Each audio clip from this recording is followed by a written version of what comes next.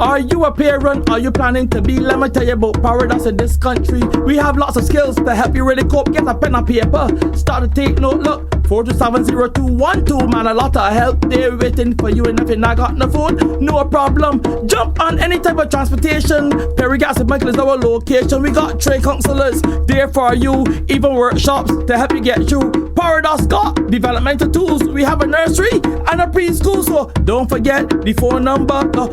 Greetings and welcome to the first episode of PAREDOS Talks with your hosts, Best-Thompson and Kimberly Beckles. Today, our topic is ADHD and co-occurring disorders. Today, we have a specially invited guest, psychotherapist Layne. Layne, welcome. Thank you for inviting me. Thank you for being here. So, Layne, what I would like you to do is tell us a bit about yourself. Well, that's an interesting question. I have two daughters, two beautiful daughters, and one of them was experiencing the negative impacts of ADHD, and we didn't know. If you fast forward that, eventually we found out, and we had to do something about it. But it was very interesting, the kind of challenges she had. Let me give you an example. She was awful at math, but excellent at algebra, which was mind-boggling. How can you be awful at math and excellent at algebra? So there are a lot of things that didn't make sense in terms of what was going on with her. She's a very attentive child, very lively, very intelligent, very caring, but the academic side of her life was challenging, right? And that was from primary school, to the extent one day that the lady in kindergarten said to us that she's never going to excel at academics. At which point my wife decided to step in and said, absolute rubbish. There's no way you can perceive how a child is going to experience its life at 5 years old. And so that started our search for what was going on with her. So that's really where this whole business of ADHD began for me. It was really to help my daughter through. And then we had another daughter, and guess what? She had ADHD as well.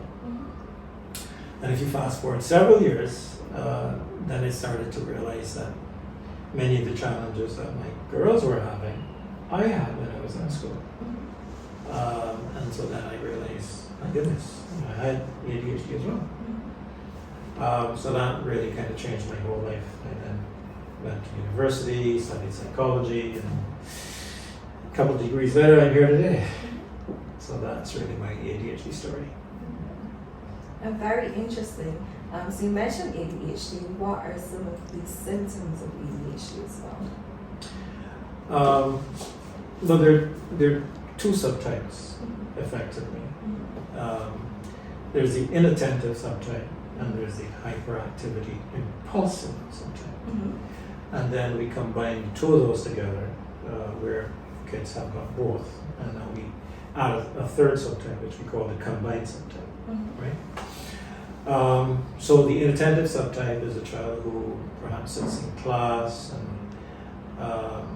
is daydreaming, is difficult to keep the attention to any one specific thing. You have a child that you're speaking to this child directly, the child is staring right into your eyes, and then you begin to notice that there is a kind of blankness, and it's like, you still there? Yeah, I'm still there. So that characterizes pretty much what the child with inattention begins to experience. And then, of course, that's manifested in schoolwork, it's manifested in social cues, the inability to notice and to address social cues. Sustaining long-term attention, anything becomes a problem, so the child starts projects but doesn't finish.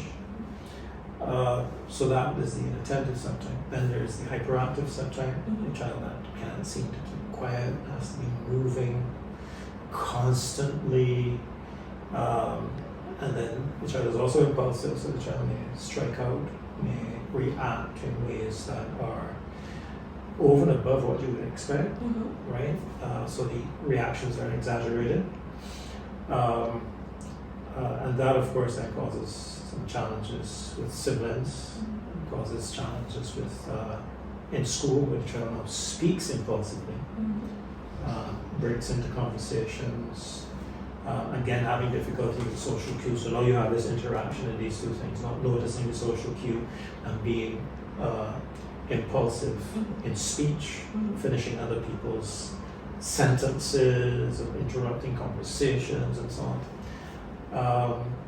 And then the combined subtype is you take both those things and you put them together, and now you have this mix of a child who's constantly being told, "You need to behave yourself. You need to stop that. Come back here." So that's typically a more observational kind of appearance of ADHD. And you've experienced this firsthand with your daughters and with yourself. And you have went to UE and you have been successful. And I remember like in 2008 when my son was diagnosed with ADHD as well, they were adults saying that's not a real diagnosis, that is false, don't mind them. And they did not buy in the diagnosis. Do you still see that occurring today in 2024? I think the answer to that question is yes and no. There's a lot of stuff on the internet, and so people are searching and finding. You can get the criteria on the internet, and you can take a look at it and so on. I remember a couple of years ago, I was doing some training for teachers for the Ministry of Education, and there was one teacher that stood up during the seminar, the question and answer period, and he said to me, "Mr. Layne, there's psychiatrists that say that ADHD does not exist, that is a classroom disorder. How do you respond to that?" So just think in terms of, I'm there doing the ADHD seminar, and this is the question the teacher asked me, right? So my response to him, I agree with him, absolutely. Perfect, I don't really think it exists. So he paused for a minute and said, but if you don't believe it exists, how you could be here doing a seminar on ADHD? I said to him, you can call it hamburgers, you can call it cheeseburgers, you can call it fish cutters, you can call it whatever you want to call it. The symptoms exist. And so when we talk about ADHD, attention deficit hyperactivity disorder, what we're talking about, we're giving this cluster of symptoms a label, so that when myself as a therapist says to another clinician that the child or the individual has ADHD, that immediately that clinician knows that there are these cluster of symptoms that exist that he or she should be looking for when I make the referral. So all of these different things we talk about, right? ADHD, schizophrenia, bipolar disorder, all there are is the best label we could find to describe a cluster of symptoms that then tells us the challenges that the individual is having. So I hope that was useful. It was. For me, you also mentioned diagnosing. I know a lot of clients, they come in and because their child is exhibiting misbehavior, they say, my child has ADHD. Can you tell us a bit about what the procedures for diagnosing ADHD looks like? Well, let me talk a little bit about diagnosing first. I think that might be useful. Every now and again, I have a parent who comes in and says, I just want to know. Effectively what she's saying is like, I want a diagnosis, right? Because I'm confused about what's going on. I just need to know. And so my question is, well, what are you going to do with this information? I just need to know. And then I explain to her that if ADHD isn't treated, then the child could end up in prison. She's like, you're kidding. I said, yes. I said, the first time your child uses marijuana, particularly if he has a hyperactive subtype or the combined subtype. And pretty much everybody has it, it's just to a lesser or greater degree. And that child smokes marijuana. I say it's all over. I say, oh my God. So I said, so do you want to have, you just want to know what it is, or do you want to work towards resolving this challenge? Let's do everything. Okay? So now we get to diagnosis, right? So there are 18 items within the diagnostic and statistical manual that we use to determine whether or not an individual has attention deficit hyperactivity disorder, right? Which will be characterizing what we talked about just now in terms of the inattention and some of the things we talked about, right? Not paying attention, class, and so on. But what we're critically looking for is impairment. Right? So we have these 18 items and we go through them. If we get 9 out of 18 in the inattentive subtype, that's inattentive. If we get 9 out of the 18 in the hyperactive impulsive, that's hyperactive impulsive. And if we get a cluster of those together, then we call it the combined subtype. Right? So we have that. But everybody experiences some element of those things in their lives. So what we're then looking for is impairment.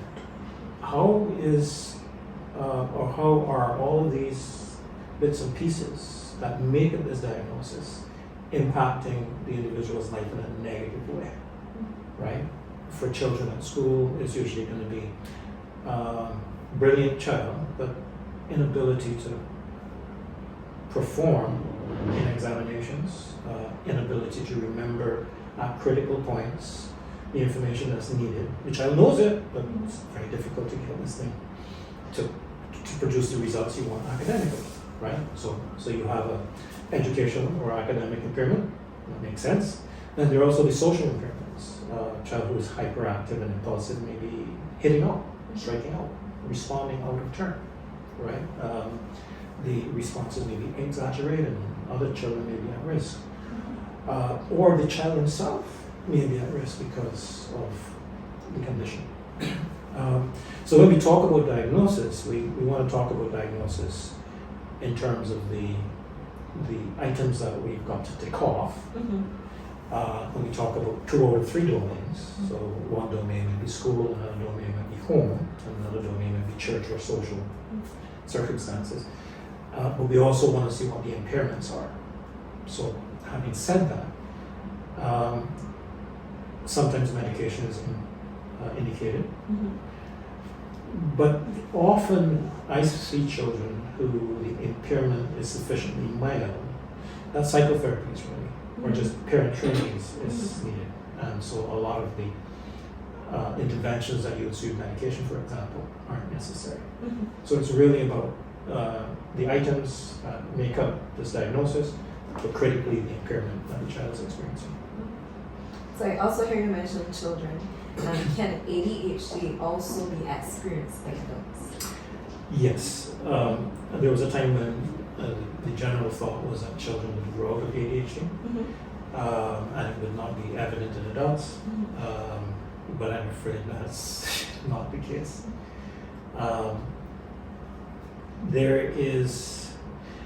We really don't know what causes ADHD. I think that's, a lot of the psychiatric disorders, we just don't have a clue, right?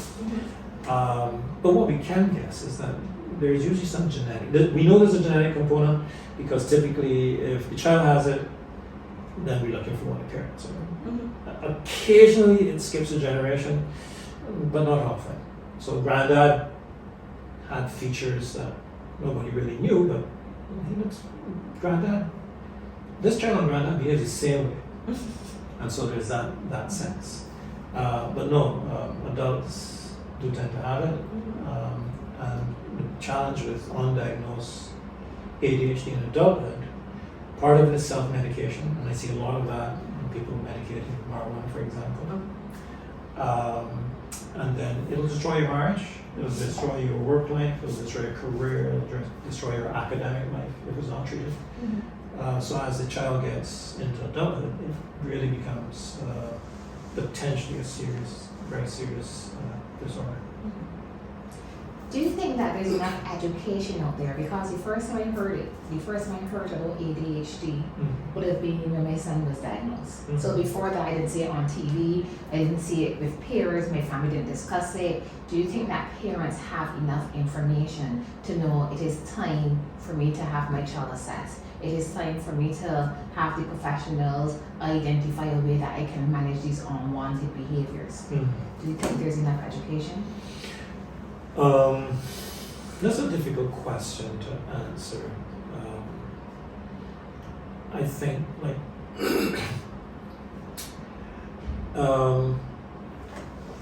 that's almost like asking, is there enough information on flatbread?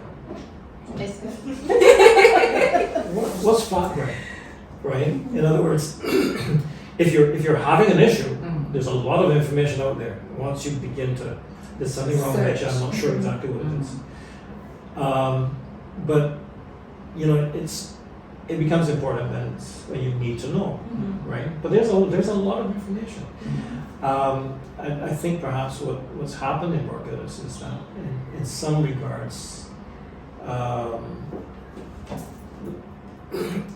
there is this sense in Barbados, particularly when it comes to education, okay, that there are people who are bright and there are people who are not so bright, right? And therefore, if you are not so bright, let's not make excuses, ADHD, learning, you're just not so bright.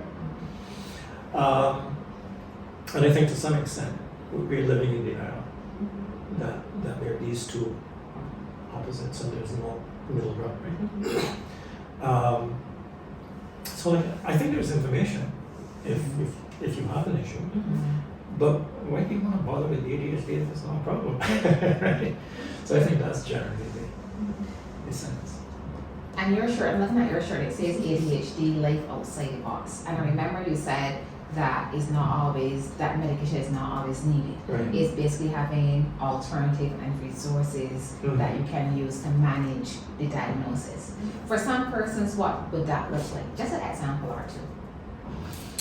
Well, let's talk about managing the diagnosis, right? We live in a Western society where there are specific norms, which if the child with ADHD did not exist in this Western society with these norms, it might not be a diagnosis, if you understand what I'm saying, right? Because children with ADHD learn very well if you let them go and they go outside and they come back and say, Mommy, did you see the flower, Mommy? Did you see the butterfly? And so on, right? Okay, so it's a different kind of learning style. What was your question again? Yes, it was basically what would management look like. I remember my diagnosis, the doctor was against medication. So she gave me all of these recommendations that included structure. Yeah, exactly. And structure for the child, trying to implement that for my son meant structure for me. So I had to stick to these things that I myself would not have been accustomed to. Right. So I had to change how I responded so that he was able to benefit. So I know that was one way to manage him. And like you rightfully said, we had to take him outside to do homework. Everyone else doing homework inside and comfortable, but I got to take him to the park. So just a few ideas of what that may look like for parents. Well, those are two examples, but I mean, like if you had other examples. Well, let me just say, you just did a really great job. I think you just asked the question. Yeah. What I would say is this. You referred to as not a life outside the box, right? Okay. The ADHD child processes information very, very differently, right? And I don't want to draw this over, just to give you a quick sense. You have, this is a conceptual framework, right, of the mind. So you have your conscious mind and your subconscious mind. Your conscious mind, to a large extent, that conscious processing occurs in the frontal lobes of the brain, all right? And that's where the executive function is. So if I have a plan, if I want to do something and I want to execute, I'm using my frontal and prefrontal cortex, and this is the plan, right? So generally that's how it works with everybody. The child with attention deficit, now, you have this subconscious mind that notices everything in the room, right? So your conscious mind only will work on one thing at a time, but the subconscious mind is all of it, shirt size, the fact it's white, and that all of this is going on, right? When the executive function is working effectively or efficiently, what happens is that these are now just background noises. And so we continue through the process, and these background noises are put on one side, right? And we focus on the things that we need to focus on. With a child with attention deficit, what appears to be the case is the executive function continues to get overwhelmed by all these other things that's going on, right? And so there's a fire going on, right? And you focus on the fire. Oh my God, things are going to burn up. The child with ADHD notices the hose. He notices the pipe. He notices the fact that there's a child inside. He notices all these things, and all of a sudden, he disappears and he's solving the problem, right? Whereas a person who's thinking, you've got to process this specific thing, and then you go on to something else. So when we talk about ADHD, for example, thinking outside the box is a superpower, we're talking about this ability to be creative in circumstances that, in emergencies, coming up with these wonderful creative ideas, and you go like, how did you figure that out, right? And it's because of that ability to be considering everything that's going on in the room while trying to manage this executive function. And in the midst of all this then, so typically what's going on is this child with ADHD is kind of working with the subconsciousness all over the place and all over the place and all over the place and all over the place. And then there's hyperfocus, where both the subconscious and the conscious mind, the executive function, and all the other elements are focused on this very specific thing, and this child is sitting there and he's just focused for hours. And mom and dad or the teachers going like, we talk about attention deficit with this boy, look at he can focus on what he wants to focus on, but it's not that. It's that when something really gets his attention, it gets his entire attention, right? And now you're talking about a point of brilliance where this child now he's in creative mode. So many kids that have attention deficit are highly creative, right? I can share experiences with myself and my kids, but very, very creative.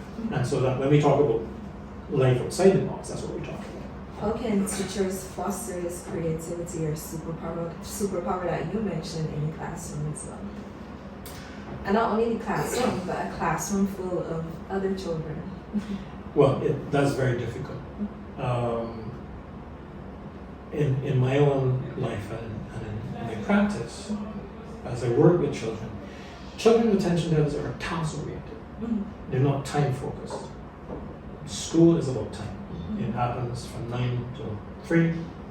There is an exam at the end of 3 months, and it has to be done within an hour. Kids with attention deficit don't function that way. It's about task, right? They're very task-oriented. And that task might take forever to do, or it might be finished in 15 minutes. And then, of course, what complicates is that no two kids with ADHD are the same. So it's going to be very difficult within a classroom for a teacher to manage all of the aspects of even a single child with ADHD. But there are things that we know that work, right? In primary school, and as it relates to ADHD, the most important teacher is the primary school teacher. Because what I see is if that child is damaged in primary school, it's very, very difficult to fix that, right? And when I talk about being damaged, it's like, you just never will be able to do this, so don't worry, right? So there are these comments, and sometimes not even verbal, but just a sense that the teacher feels that this child is not going to do well, right? And so the child doesn't do well, right? So one of the things that I recommend all the time is, particularly for parents, ignore the diagnosis and pay attention to the child, right? And so when the child is having challenges, you say, listen, you can do this. You can do this. This is easy. Classic example, as we talk about this, is in the school reports. Right? And I've said this, and people get offended by it. But teachers write school reports, and sometimes they don't really, they write them but don't know how to read them. Right? And parents are completely lost. A school report is a very important part of the child's whole process, right? Because when a child looks at a report, it tells the child whether he fails or passes. But there are other elements of the report that can be used effectively. The child got 30 last term. This term he got 40. He passed.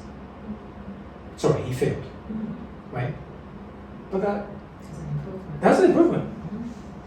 Right? And one of the challenges when you miss that, and your world is just about passing and failing, is very often that child does not know what he or she did to get an additional 10 marks. And so one of the things you want to do, you want to ask the question, well, how did you do that? I don't know. What do you think that we could go from, because if you could just additional 10 marks, maybe you can do it next term, right? 15. And there you go. So you encourage that. And so then he gets a 50. But now he's paying a little bit more attention than now you're paying attention. And you ask the question again. This is amazing. Okay, you got 30, you got 40. How did you do that?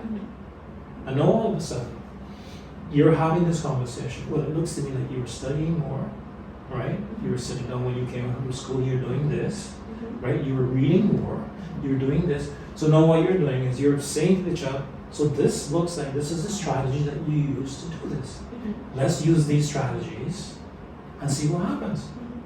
Right? So you're able to link the behaviors to the success, and in some cases to failures if necessary. So you're hoping to provide a change. That's where you're going. So as parents, we have to be brilliant, we have to be encouraging, and we have to be effective. Exactly. And that includes listening, paying attention, and being present. Exactly. Ms. Layne, I wish we could talk for another 30 minutes because you have a wealth of knowledge. I know that you go into the schools, you go into workplaces, and you share that information. Remind the audience where your practice is located and the contact number. Of course, we'll post it as well so that they have it here as well. Well, okay, so the Family Health Clinic is located in Sharon, Office C. It's a practice with, it's a multidisciplinary practice, so we have doctors and psychologists in there, and we work together as a multidisciplinary team. And the contact number for me is 239-3616, that's 239-3616. And if you want to go to my website, it's generalfamilytherapy.com. That's generalfamilytherapy.com, and there you have all the contact information. It has what we do, you have location, pins and everything. So there you go. And before we wrap up, we had one question, I think, and the only question that we would have received this week would have been addiction. What was? How do you know your child is addicted to technology? How do you know your child is addicted to technology? And I thought it was really interesting because we live in a technologically advanced era, so everybody is plugged in.